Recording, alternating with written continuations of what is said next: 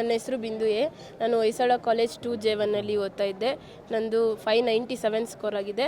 Kannada 99, English 99, physics 100, chemistry 99, maths 100, CS ಕೂಡ 100 ಬಂದಿದೆ. ಇಷ್ಟೆಲ್ಲ ಚೆನ್ನಾಗಿ ಮಾರ್ಕ್ಸ್ ಬರೋಕ್ಕೆ ನಮ್ಮ Hoysala college principal sir, vice principal sir ಮತ್ತು ಎಲ್ಲ ಫ್ಯಾಕಲ್ಟೀಸ್ ಕಾರಣ. ನಮ್ಮ ಕಾಲೇಜಲ್ಲಿ ತುಂಬ ಚೆನ್ನಾಗಿ ಎಲ್ಲ ಟೀಚ್ ಮಾಡ್ತಾರೆ. ಅದರಿಂದ ನಾನು ಇಷ್ಟೊಂದು ಮಾರ್ಕ್ಸ್ ತೆಗಿಯೋಕ್ಕೆ ಕಾರಣ ಆಗಿದೆ.